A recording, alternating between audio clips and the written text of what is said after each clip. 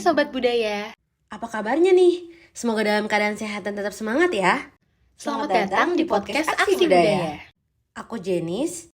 Dan aku Belinda di podcast Aksi Budaya yang akan mengajak kamu untuk menambah wawasan. Podcast Aksi Budaya. Di episode kali ini, kita bakal diskusi soal perbedaan persepsi pernikahan dini pada masyarakat desa dan kota. Wah, jadi makin kepo nggak sih seberapa serunya topik dari podcast Aksi Budaya kali ini? Jadi sebenarnya pernikahan dini itu gimana sih? Kalau mau tahu jawabannya, yuk dengerin podcast Aksi Budaya hari ini. Mungkin beberapa dari kalian pasti pernah mendengar istilah pernikahan dini. Tapi kira-kira bagaimana sih persepsi masyarakat tentang hal ini?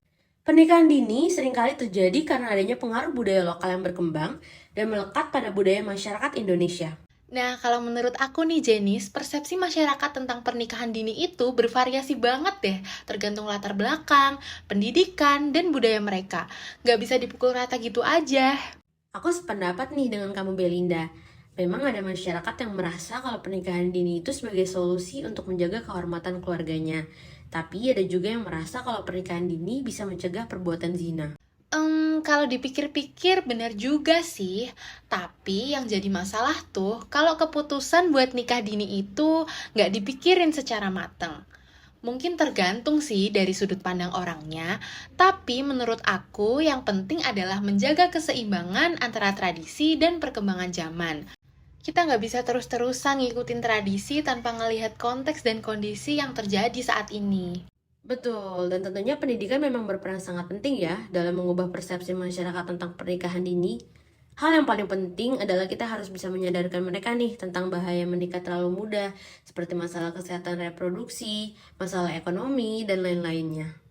Bener banget, dan yang gak kalah pentingnya nih adalah memberikan alternatif solusi bagi mereka yang ingin menikah muda, seperti memberikan pendidikan keterampilan atau kesempatan untuk mengembangkan diri sebelum menikah.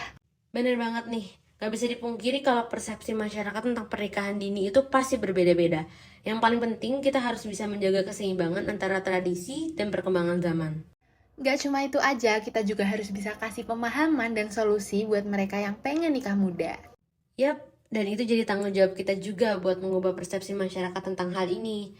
Jangan sampai mereka terjebak dalam pikiran yang kurang sesuai pada kebenaran. Bener tuh, kalau masyarakat udah paham tentang resiko yang ada, pasti mereka jadi lebih hati-hati nggak sih dalam mutusin untuk nikah di usia berapa? Nah, kehadiran kita di sini memang untuk memberikan opsi-opsi yang lebih bermanfaat nih daripada sekedar menikah di usia yang terlalu dini, biar generasi muda juga bisa punya kesempatan untuk berkembang dan meraih impian mereka. Aku nggak habis pikir banget deh, masih ada aja orang yang percaya kalau pernikahan dini bisa jadi jalan pintas buat dapetin rezeki. Kayak menurut aku itu nggak make sense sih. Khususnya di daerah pedesaan memang anggapan seperti itu masih lumayan lumrah ya. Padahal kita semua tahu kalau pernikahan dini itu memang bisa berdampak buruk buat kesehatan, pendidikan, dan juga ekonomi anak. Iya, dan kita juga harus menolak normalisasi pernikahan dini karena aku sangat menyayangkan angka pernikahan dini di Indonesia yang masih tinggi. Dan aku rasa kita juga harus aware kalau misalnya akan ada perbedaan persepsi antara masyarakat desa dan kota terkait pernikahan dini. Kita nggak bisa seenaknya aja ngejudge mereka, tapi kita juga harus berusaha untuk ngubah mindset mereka tentang dampak negatif pernikahan dini. Betul banget, dan solusinya ya lewat edukasi yang fokus untuk membuka pikiran masyarakat tentang bahaya pernikahan dini buat anak-anak. Dengan cara ini, kita bisa meminimalisir terjadinya permasalahan serupa di kemudian hari.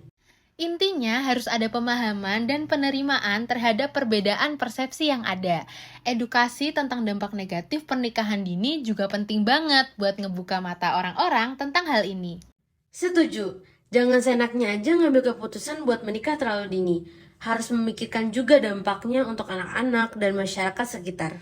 Betul, kita harus usaha bersama-sama nih, supaya meminimalisir terjadinya permasalahan serupa di masa depan.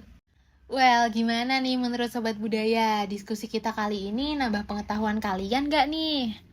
Harapannya, dengan adanya podcast ini bisa menambah ilmu dan wawasan kamu terkait bagaimana menyikapi dan bertindak tentang pernikahan dini ya.